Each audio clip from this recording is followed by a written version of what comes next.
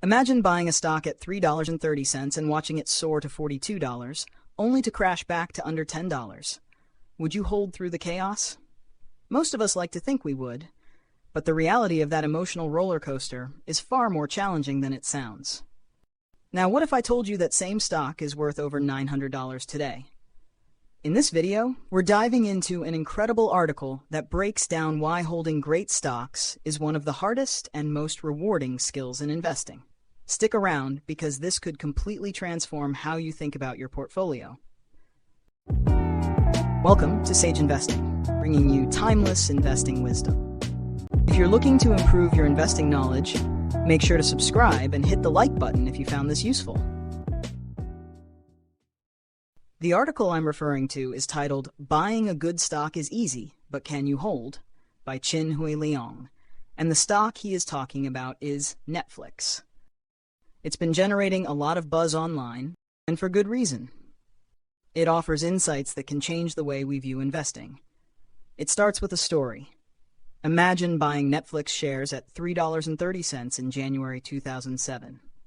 5 years later, the stock climbs to almost $10, a 200% return, or about 25% per year. Not only is that an impressive gain, but it also came at a time when the S&P 500 had lost nearly 13% of its value. Most investors would be thrilled to beat the market like that. But here's where the story gets interesting. As the author reveals, that seemingly smooth 200% gain was anything but. Netflix's stock price didn't just climb steadily, it skyrocketed to over $42 before plummeting back below $10.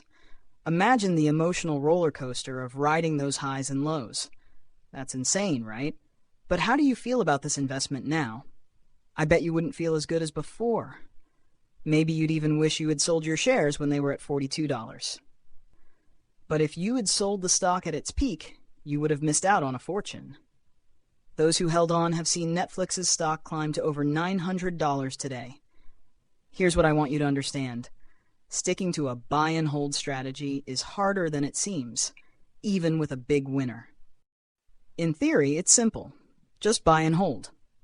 But in reality, volatility can shake even the most disciplined investors, leading them to sell too soon and miss the full potential.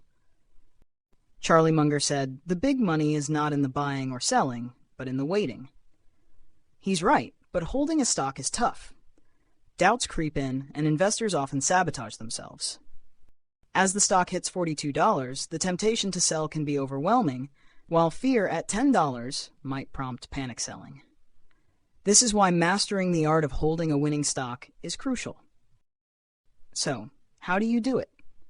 The article shares 3 powerful principles to help navigate the emotional challenges of investing.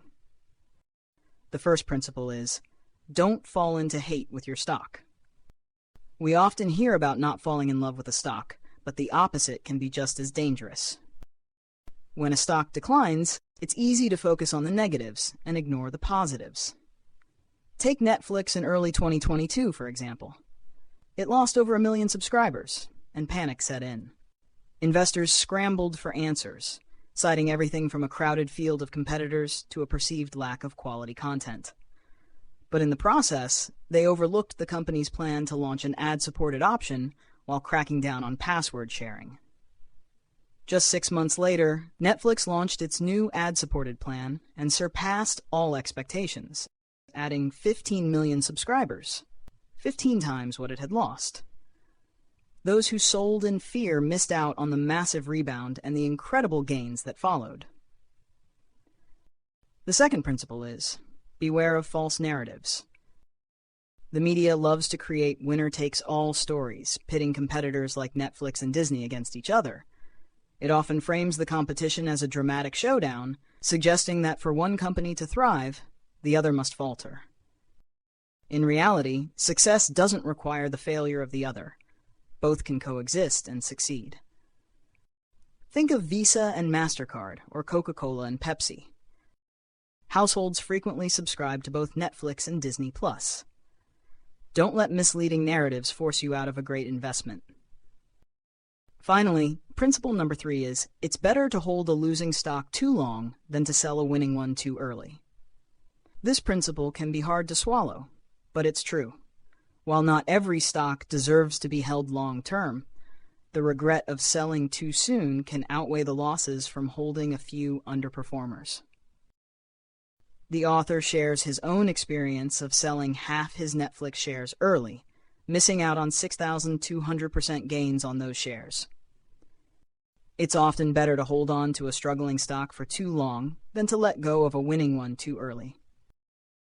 As we saw with Netflix, a few big winners can make up for many smaller losses. And remember, the most you can lose is 100%. As Peter Lynch wisely said, a few big winners can make up for many small losses. To wrap it up, the article leaves us with a powerful quote from Nelson Mandela. "I never lose. I either win or I learn." Investing is no different. Holding stocks can lead to great rewards or valuable lessons. By staying patient, resisting false narratives, and holding through the tough times, we can approach investing with resilience. After all, the biggest gains come to those who wait.